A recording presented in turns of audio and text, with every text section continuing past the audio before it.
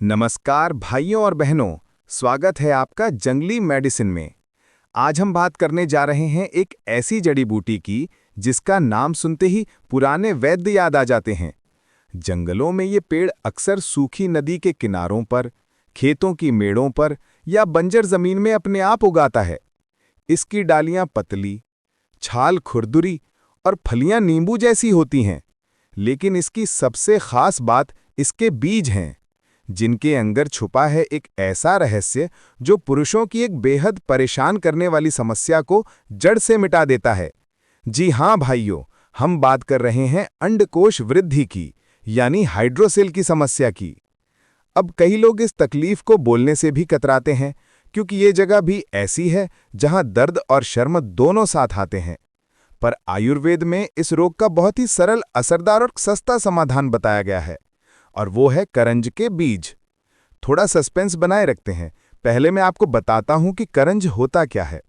संस्कृत में इसे कर्णजा, नक्तमाला, घृत पुष्प, करंजक आदि नामों से जाना जाता है।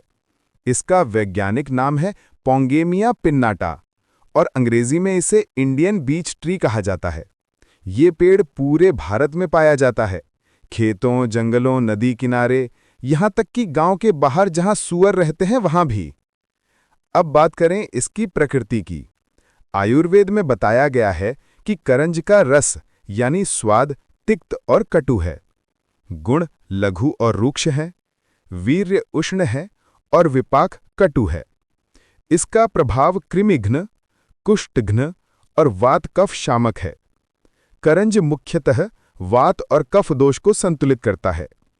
चरक संहिता में कहा गया है, कर्ण जो वात कफघ्नो कृमिघ्नः कंडुमल प्रणुत, यानी करंज वात और कफ से उत्पन्न रोगों को दूर करता है, शरीर के भीतर के कृमि यानी कीड़ों का नाश करता है और त्वचा से जुड़ी जलन, खुजली और सूजन को शांत करता है।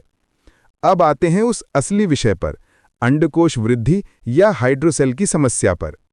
भाइयों, ये समस्या तब होती है जब अंडकोश के अंदर जल एकत्र हो जाता है। शुरुआत में हल्की सूजन होती है, पर धीरे धीरे ये बढ़ने लगती है और दर्द, भारीपन, चलने फिरने में तकलीफ और यहां तक कि नींद में भी रुकावट पैदा कर देती है। अब जो उपाय मैं बताने जा रहा हूं वो हमारे पुराने ग्रंथों और लोक परंपराओं दोनों में वर्णित है। आपको लेना है करंज के बीज, यानी करंज के फल के अंदर जो कठोर बीज होते हैं उन्हें निकाल लें। इन बीजों को आप हल्की राख या अंगारे में गर्म कर लें, यानी बस इतना कि ऊपर का हिस्सा कुरकुरा हो जाए। अब इसके अंदर की गिरी यानी बीज का अंदरूनी भाग निकाल लें। इसी गिरी को बारीक चूर्ण में पीस लें। अब इस चूर्ण की मात्रा रखनी है 250 मिलीग्राम से 1 ग्राम तक, और इसे गाय के दूध के साथ सुबह और शाम सेवन करवाएं। ये प्रयोग सिर्फ 7 दिन तक निरंतर करना है। आमतौर पर जो अंडकोश में जल भरा होता है वो 7 दिन में सूखने लगता है, दर्द और सूजन दोनों खत्म हो जाते हैं। लेकिन ध्यान रहे, जैसा कि मैंने हमेशा कहा है, कोई भी औषधि बिना उचित वैद्य की सलाह के ना लें, क्योंकि हर व्यक्ति का शरीर, दोष और प्रकृति अलग होती है। अब आप सोच रहे होंगे कि ये कैसे काम करता है। देखिए, करंज बीज में प्राकृतिक रूप से फ्लेवोनॉइड्स, करंजिन और पोंगामोल जैसे यौगिक पाए जाते हैं, जिनमें एंटी इन्फ्लेमेटरी, एंटी माइक्रोबियल और लिम्फेटिक ड्रेनेज स्टिमुलेंट गुण होते हैं। ये सूजन को कम करते हैं, जमा हुआ तरल बाहर निकालने में मदद करते हैं और उस हिस्से की रक्त संचार प्रक्रिया को ठीक करते हैं। आधुनिक अनुसंधान में भी पाया गया है कि करंज तेल एंटी इडिमेटस यानी सूजन घटाने वाला होता है। 2016 में जर्नल ऑफ एथनोफार्माकोलॉजी में छपी एक स्टडी के अनुसार करंज तेल त्वचा, ग्रंथियों और लिम्फेटिक सूजन में उल्लेखनीय लाभ देता है। अब केवल यही नहीं, करंज के बीज और पत्तों के और भी कई उपयोग हैं। जैसे यदि किसी को कुष्ठ रोग, खुजली, फोड़े फुंसी या त्वचा पर जलन हो तो करंज तेल को हल्का गुनगुना करके लगाएं। ये कीटाणुओं को मारता है और त्वचा की सतह को शुद्ध करता है। यदि किसी को कृमि रोग यानी पेट के कीड़े हों तो करंज के फूलों या बीजों का चूर्ण हल्दी और शहद के साथ मिलाकर देने से कृमि नष्ट होते हैं। और यदि घाव पुराना हो तो करंज बीज का पेस्ट बनाकर सीधे लगाएं। ये न केवल घाव को भरता है बल्कि सड़न रोकता है।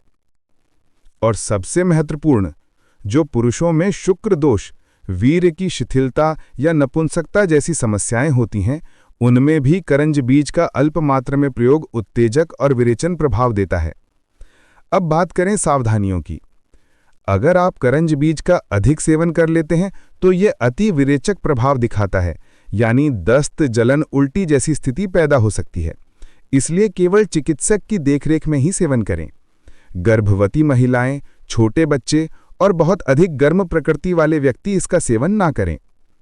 कई लोग पूछते हैं कि करंज का तेल बाजार में कैसे मिले, तो मैं यही कहता हूं, अगर जड़ी बूटी नहीं मिल रही है तो ऑनलाइन खरीद सकते हैं। वीडियो का डिस्क्रिप्शन चेक करें, वहां आपको भरोसेमंद लिंक मिल जाएगा। अब थोड़ी बात करते हैं उसके स्पिरिचुअल एंगल की। पुराने समय में आयुर्वेद के आचार्यों ने करंज वृक्ष को दूषित जल का शोधन करने वाला वृक्ष कहा है। गांवों में आज भी लोग मानते हैं कि जहां करंज का पेड़ होता है वहां मच्छर या संक्रामक रोग कम फैलते हैं, इसलिए इसे पवित्र वृक्षों में भी गिना गया है।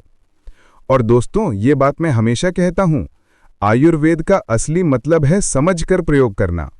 औषधि तभी काम करती है जब आप उसकी प्रकृति, मात्रा, काल और अपनी देह प्रकृति को जानते हैं। तो भाइयों और बहनों, करंज के बीज एक ऐसी वरदान समान औषधि हैं जो अगर सही तरीके से उपयोग में ली जाएं तो अंडकोश वृद्धि जैसे रोग को बिना शल्य क्रिया के ही ठीक कर सकती है। लेकिन अपनी बुद्धि से नहीं, अपने वैद्य की सलाह से प्रयोग करें। अगर वीडियो पसंद आई हो तो लाइक जरूर करें, अपने दोस्तों और परिवारजनों के साथ शेयर करें और जंगली मेडिसिन चैनल को सब्सक्राइब करें ताकि ऐसी और दुर्लभ वनौषधियों की जानकारी आपको मिलती रहे। मैं उम्मीद करता हूं कि आज की जानकारी से आपको बहुत लाभ होगा और आप इसे सही दिशा में उपयोग करेंगे। फिर मिलते हैं अगले वीडियो में किसी और अद्भुत वनस्पति के साथ। उम्मीद करता हूं ये जानकारी आपके जीवन में काम आएगी। जय आयुर्वेद।